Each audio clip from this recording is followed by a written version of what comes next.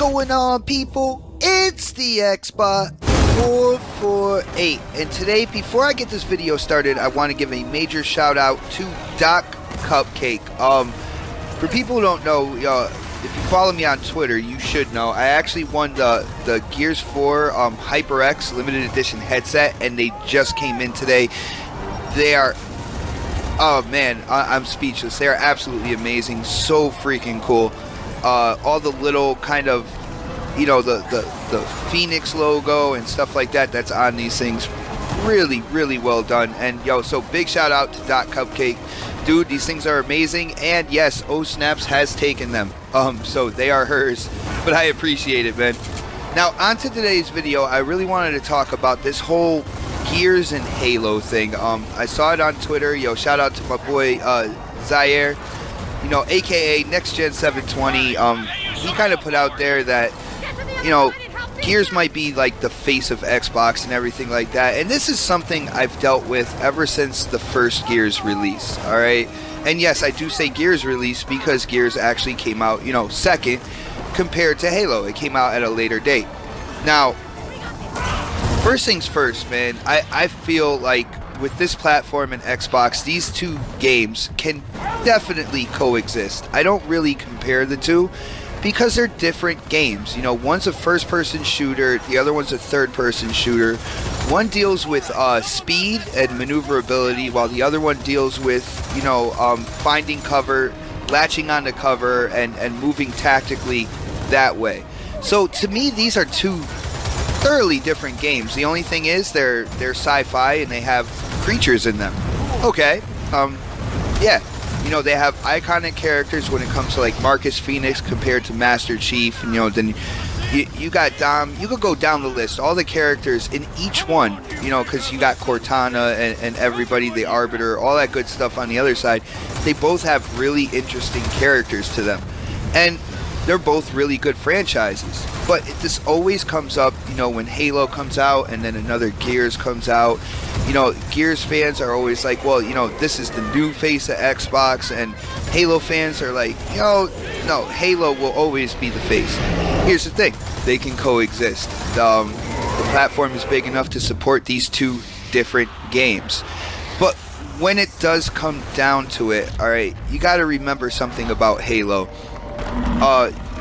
You gotta remember the OG Xbox, the original Xbox, and when that came out, man, that was such an experiment, alright? You already had PlayStation and Nintendo in there, already solidified their roots within console gaming and stuff like that. Then you had this new kid on the block, Microsoft, and, people didn't really know what they were going to bring to the table. Microsoft didn't have a lot of experience in the console gaming space. And the original Xbox was an awesome system. But here's the thing, if it wasn't for Halo, you would not have seen a 360. You would not see an Xbox One. Now, the reason being is during that first console, that experimental phase, Halo was the one game that blew up on that platform. Halo was kind of like the game that made people stop and look at Xbox and be like, this could be a quality purchase right here. First Halo sold well, and then, Halo 2, Halo 3 just, blew the roof off the house and everything like that in terms of sales and stuff.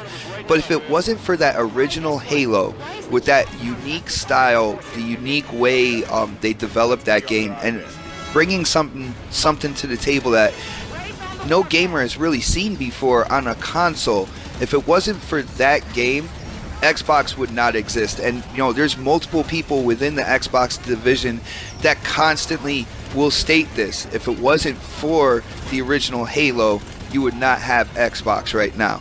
So for that reasoning right there, I would always put Halo on that pedestal as like the face of Xbox. It saved Xbox, and it let Microsoft develop things within the console gaming community that it's just second nature to us now. Party chat, the online, all that good stuff.